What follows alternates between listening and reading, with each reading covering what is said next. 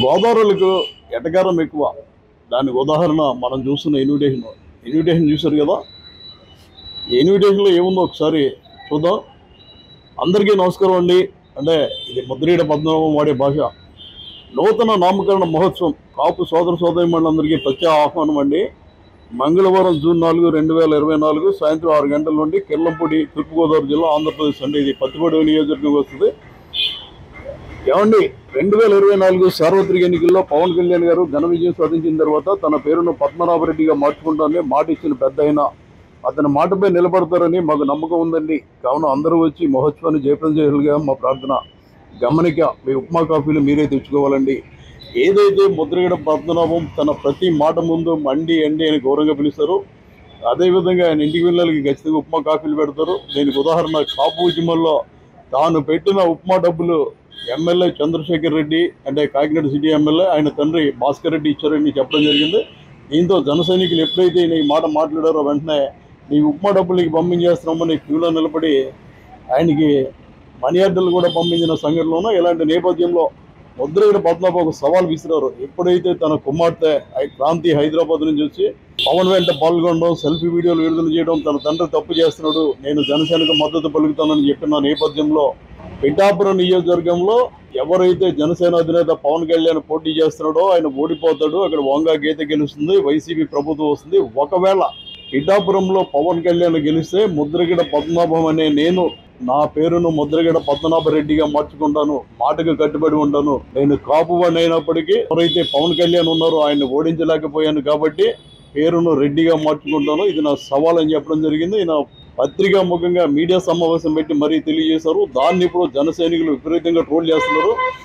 ఇది ఆయన ప్రకటన చేసినప్పటి నుంచి ట్రోల్ అవుతున్నప్పటికీ ముఖ్యంగా ఎన్నిక ముగిసిన తర్వాత ఈ ట్రోలింగ్ మరింత పెరిగింది. దానికి కారణం పిఠాపురం నియోజకవర్గంలో అత్యధికంగా 84% దాటి పోలింగ్ నమోదైంది. ఎందుకంటే పిఠాపురం పోలింగ్ నమోదు కోసం రాత్రి 12 గంటలు కూడా వన్నెపూడి, వెల్దుర్తి తదితర బూతుల్లో రాత్రి 12 వరకు కూడా పోలింగ్ జరిగిన నేపథ్యంలో ఈ పోలింగ్ గణాంకాలు రావడానికి లేట్ అయింది.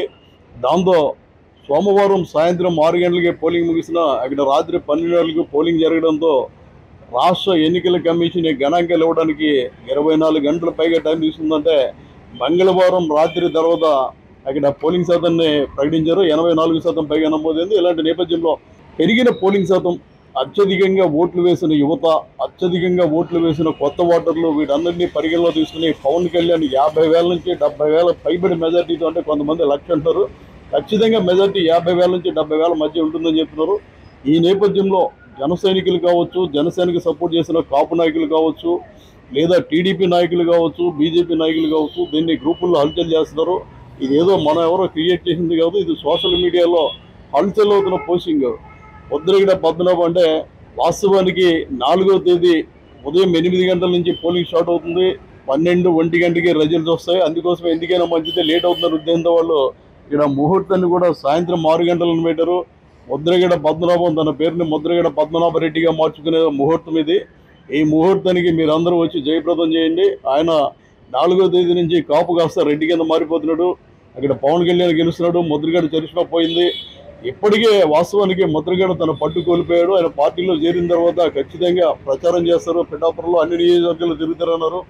ఆయన కుమారుడు మాత్రం కేవలం పత్తిపాడులో తిరిగాడు. ముద్రగడ పద్మనాభం ఎక్కడ తిరగలేదు, ప్రెస్ మీట్లకే పరిమితమయ్యాడు. తన కుమార్తెను దూరం చేసుకున్నాను ప్రెస్ మీట్తో పాటు పవన్ కళ్యాణ్ని నానా రకాలుగా దూషిస్తూ నేను బతికున్నది కేవలం చంద్రబాబు అంతం చూడడానికి అని కూడా ఆయన ప్రకటించడం జరిగింది. ఇలా నేపథ్యంలో టీడీపీ, జనసేన, బీజేపీ కూటమితో పాటు పవన్ కళ్యాణ్కి ఎవరైతే మద్దతు ప్రకటిస్తున్నారో ఆ మద్దతు ప్రకటిస్తున్న కాపు, బలిజ, ఒంటరి, తెలగ సామాజిక వర్గాలకు చెందిన వారు కూడా ఈ పాంప్లెట్ని హల్చల్ చేస్తున్నారు. నిజంగా ఇది ఒక రాష్ట్రంలో ఒక అద్భుతం సృష్టించినట్లని చెప్పాలి. ఎందుకంటే ఇంత బరిదెగించి డైరెక్ట్గా గ్రూప్లో పెట్టారంటే ఇది మామూలు విషయం కాదు. ముద్రగడ పద్మనాభం ఇమేజ్ పూర్తిగా తగ్గిపోయింది. ఆయన కనీసం పార్టీలో చేరిన తర్వాత కనీసం ప్రచారానికి వెళ్ళినా ఆయనకు కొంత ఇమేజ్ ఉండేది. ఆయన ఓడిపోతాడని తెలిసే ఎక్కడికి ప్రచారానికి వెళ్ళలేదు. ఆయన విసిరిన సవాళ్ళు ఇప్పుడు ఆయన ప్రతిష్టకు భంగం కలిగించేదే ఉంది. ఆయన మాట మీద నిలబడే మనిషి అయితే ఖచ్చితంగా పేరు మార్చుకోవాలని చెప్పి వీళ్ళంతా కూడా చెప్తున్నారు. ఇది ముఖ్యంగా గోదావరి జిల్లాలో పెద్ద ఎత్తున దీని మీద ప్రచారం జరుగుతుంది, చర్చ జరుగుతుంది. నిజంగా ఆయన పేరు మార్చుకుంటారా? పవన్ కళ్యాణ్ గెలుపు ఖాయమని అందరూ చెప్తున్నారు. చివరికి వైసీపీకి అయితే అనుకూల మీడియాలో కూడా అక్కడ జనసేన ఎడ్జ్ అని చెప్తున్నారు. అంటే అది కూడా వాళ్ళు కూడా అంగీకరించినట్లయింది కాబట్టి ముద్రగడ పద్మనాభం పేరు మార్చుకోవాలనే డిమాండ్ పెద్ద ఎత్తున వినిపిస్తుంది. ముఖ్యంగా దీన్ని పరిశీలిస్తే యువత, మహిళలు, జనసేనకు చెందిన యువకులు తమ వాహనాలు సైలెన్సర్లు తీసేసి ఈ కరపత్రాలు పంచుతున్నారంటే గోదావరి జిల్లాలో ముద్రగడ పద్మనాభాన్ని ఏ విధంగా ట్రోలింగ్ చేస్తున్నారు, ఆయన ప్రకటించిన మాటని ఏ స్థాయిలో బయటికి తీసుకెళ్తున్నారు అన్నది మనకి పూర్తిగా అవగతమవుతుంది. వాస్తవాలు పరిశీలిస్తే కూడా ముద్రగడ పద్మనాభం ఆయన వెంట తిరిగిన అనుచరులు కూడా ఆయన తొందరపడి ఆ మాట మాట్లాడారు. ఎందుకంటే పవన్ కళ్యాణ్కి సంబంధించి చివరికి చిరంజీవి కుమారుడు వచ్చాడు, చిరంజీవి భార్య వచ్చింది, అల్లు అరవింద్ వచ్చారు, సినిమా యాక్టర్లు అందరూ వచ్చారు, బుల్లితెర నటులు వచ్చారు, ఇంతమంది ప్రచారం చేశారు, వంగ గీతలు ఒంటరి చేశారు. కనీసం ముద్రగడ పద్మనాభం ఎక్కడైతే పిఠాపురంలో కాపు సామాజిక వర్గ ఓటర్లు ఉన్నారో వాళ్ళ దగ్గర కూడా వెళ్ళలేదు.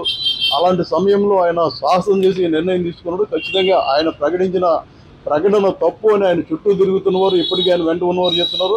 ఎవరైతే ముద్రగడ పద్మనాభంతో గతంలో కాపు ఉద్యమంలో ప్రయాణం చేసి ప్రస్తుతం తెలుగుదేశంలో ఉన్నారో వివై దాసు కావచ్చు, లేదంటే కటకంశెట్టి ప్రభాకర్ అనే బాబీ కావచ్చు, ఆకుల రామకృష్ణ కావచ్చు, ఇలాంటి పెద్ద నేతలు కూడా ఆయన తప్పు చేశారు. కానీ మాకు ఆయన మీద ఆరోపణ చేయడానికి మనసు ఒప్పడం లేదు. ఎందుకంటే ఆయనతో పరిచయం చేసాం, ఆయన తప్పుగా ఆయనే వదిలేస్తున్నాం, ఆయన విచక్షణ వదిలేస్తున్నాం అని చెప్పడం జరిగింది. కానీ యువత మనకు తెలుసు, గోదావరి జిల్లాలో యువత ఏ స్థాయిలో ఉండారో తెలుసు. వాళ్ళంతా కూడా ట్రోలింగ్ చేస్తున్నారు. ముద్రగడ పద్మనాభరెడ్డి నామకరణ మహోత్సవంతో ఇలా కలర్ ప్రింటింగ్ తీసి పంపిస్తున్నారంటే ముద్రగడ మీద ఎంత కసి ఉందని ముఖ్యంగా చెప్పాలంటే వైసీపీ కంటే కూడా ముద్రగడ మీద ఈ కసి ఎక్కువగా ఉందని ప్రతి ఒక్కరూ చెప్తున్నారు. ఈ నేపథ్యంలో 4వ తారీఖు కోసం ప్రతి ఒక్కరూ ఎదురు చూస్తున్నారు. ముద్రగడ పద్మనాభం కాపు కింద ఉంటారా, ముద్రగడ పద్మనాభరెడ్డి కింద ఉంటారా అన్నది మాత్రం వేచి చూడాలి. థాంక్యూ.